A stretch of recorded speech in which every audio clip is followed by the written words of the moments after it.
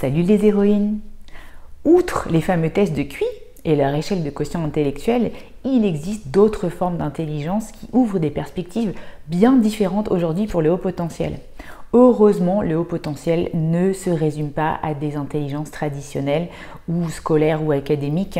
Il y a beaucoup de femmes aujourd'hui qui viennent me voir en me disant « je n'étais pas bonne en maths quand j'étais jeune, donc je ne peux pas être HP ».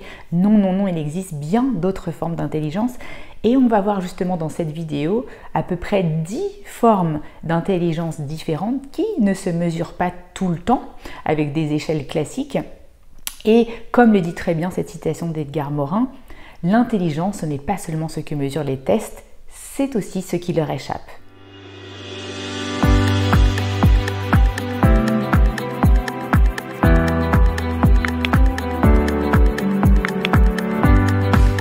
Et n'oublie pas de t'abonner à la chaîne pour recevoir chaque semaine plusieurs vidéos.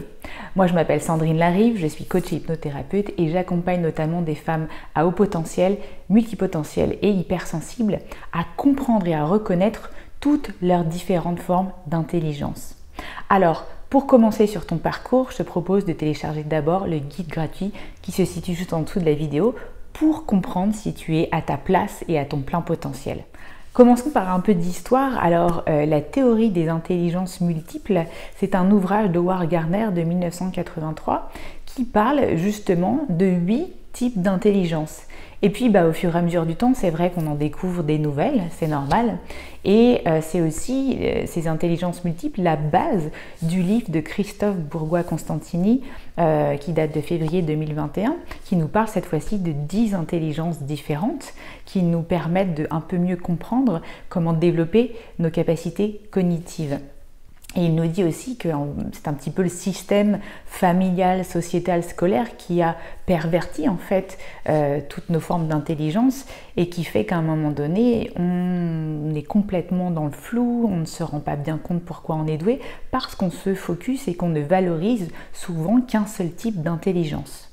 Einstein l'avait bien compris lui aussi à l'époque et j'adore cette citation qui dit « Tout le monde est un génie, mais si vous jugez un poisson à sa capacité à grimper à un arbre, il passera sa vie entière à croire qu'il est stupide. » Alors l'idée aujourd'hui c'est de voir justement en détail les 10 différentes formes d'intelligence qu'on a pu observer jusqu'ici. Je suis sûre qu'il en existe bien d'autres et on continuera à les découvrir.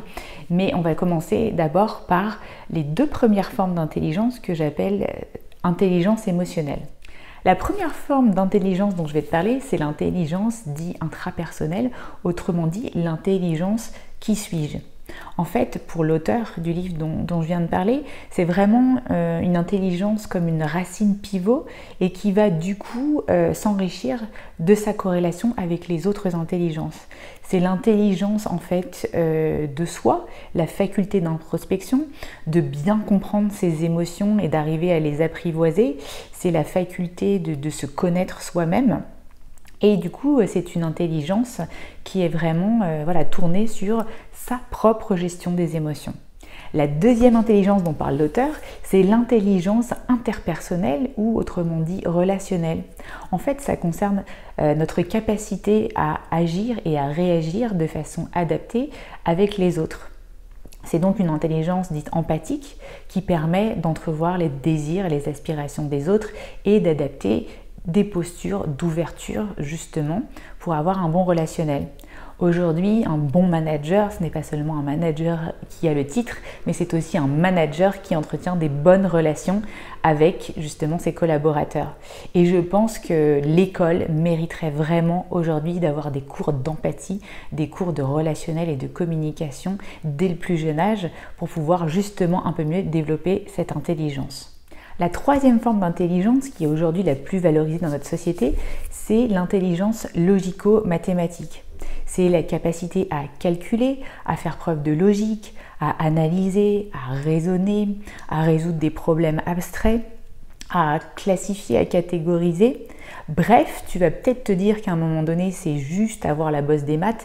Eh bien non, l'auteur nous rappelle aussi que c'est bien plus que ça, sinon ça pourrait vraiment créer un blocage, à l'image par exemple des personnes qui utilisent cette intelligence dans le sport. comme Alizé Lim, qui est notre fameuse championne de tennis, qui a écrit notamment un livre que je te recommande qui s'appelle L'éloge de l'inconditionnel. Elle est haut potentiel et elle a désiré justement parler du haut potentiel dans le domaine du sport. La quatrième intelligence, c'est l'intelligence dite visuospatiale. En fait, c'est l'intelligence qui te permet de voir en 3D, d'imaginer, de penser l'espace, de te repérer sur une carte par exemple. Et c'est notamment ce que savait super bien faire Le Corbusier, qui était un fameux multipotentiel urbaniste, architecte, peintre, designer, sculpteur. La cinquième intelligence, c'est l'intelligence linguistique, autrement dit l'intelligence du verbe. Alors c'est quoi? C'est justement l'art de penser avec des mots et de les transmettre. C'est une intelligence qu'on retrouve évidemment dans la lecture, l'écriture, mais aussi l'oralité et la façon de transmettre des histoires, autrement dit le storytelling en anglais. Et c'est aussi par exemple la faculté à apprendre des langues, mais aussi la faculté de se taire. Quoi de plus beau qu'un silence habité qui en dit long? Et là, on peut reconnaître dans cette intelligence du verbe quelqu'un comme Shakespeare qui est passé de la tragédie à la comédie sans problème. Et on dit aujourd'hui que l'anglais, c'est la langue, le langage de Shakespeare. La sixième intelligence, c'est ce qu'on appelle l'intelligence musicale ou l'intelligence du son. En fait, c'est notre aptitude à penser en rythme et en mélodie. C'est aussi notre sensibilité à comprendre la musicalité des mots, l'intonation de la voix, les gestes aussi. Et c'est ce que faisait super bien d'ailleurs Mozart. Et d'ailleurs, on sait aussi que cette musicalité permet aussi notamment de mieux apprendre les langues. La septième intelligence, c'est ce qu'on appelle l'intelligence naturaliste, l'intelligence de la nature. C'est notre capacité à comprendre les fonctionnements, les cycles, les saisons, à comprendre aussi comment survivre dans la nature. C'est ce qui a permis par exemple à des agriculteurs thaïlandais lors du tsunami d'anticiper un petit peu en voyant justement les éléphants rebrousser chemin juste avant le tsunami. C'est aussi notre intelligence à classifier la faune, la flore, les minéraux, etc. etc. Aussi, c'était une intelligence qu'avait bien développée Darwin justement avec ses classifications. La huitième intelligence, c'est l'intelligence du temps ou l'intelligence temporelle. Elle n'est pas localisable bien sûr dans le cerveau, mais c'est notre capacité en fait à accueillir les événements de la vie, les malheurs, les bonheurs, à y réfléchir et à surtout agir en conséquence et en conscience.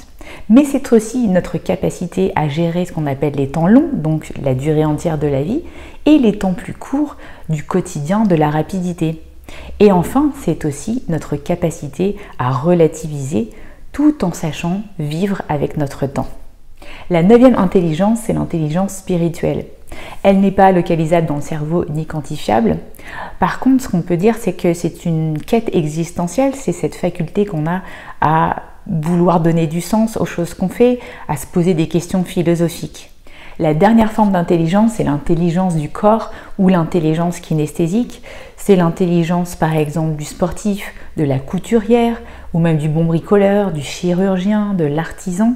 C'est à la fois ce qui concerne les exploits sportifs, mais aussi la dextérité qu'on peut avoir à comprendre le corps ou à utiliser son corps. C'est aussi la façon dont on prend soin de soi. En tant que haut potentiel ou hypersensible, je te recommande vraiment de devenir explorateur ou exploratrice de ces différentes intelligences. Il n'y a pas une intelligence supérieure à l'autre. Et le parfait exemple d'équilibre, c'est vraiment Léonard de Vinci. J'ai fait une vidéo justement sur lui, ce génie multipotentiel qui pouvait en même temps parler de botanique, d'architecture, de faire des calculs sur plein de choses. En fait, lui, il développait vraiment toutes ces intelligences. Alors, toi, je ne sais pas justement l'intelligence dans laquelle tu es le plus à l'aise. Regarde s'il y a 2-3 intelligences aujourd'hui dans lesquelles tu te sens bien et essaye d'atteindre ce qu'on appelle un seuil hygiénique, un seuil qui va te permettre justement de corréler tout ça à d'autres intelligences. Imagine si aujourd'hui tu es un génie, mais que tu n'as pas justement une intelligence interpersonnelle pour ne pas te faire piquer tes inventions, alors tu vas manquer d'une intelligence. Et je voudrais maintenant m'adresser aux femmes et aux jeunes filles qui peut-être se sentent stupides ou pas intelligentes pour des questions de contexte aussi, des questions d'environnement. Tu as une forme d'intelligence qui t'est propre, c'est sûr. Et je suis là pour t'aider et te guider dans un chemin justement pour aller reconnaître justement ton intelligence qui peut être très différente par exemple des autres membres de ta famille. Je pense qu'il y a aujourd'hui juste des potentiels à exploiter et c'est vraiment le travail que j'aimerais qu'on fasse ensemble. Et pour cela, je te demande de remplir le questionnaire qui se situe juste en dessous de la vidéo. Ça me permettra de mieux te connaître et de pouvoir justement préparer un bilan personnalisé. Voilà, je vous dis bye bye les héroïnes et devenez exploratrices de votre intelligence.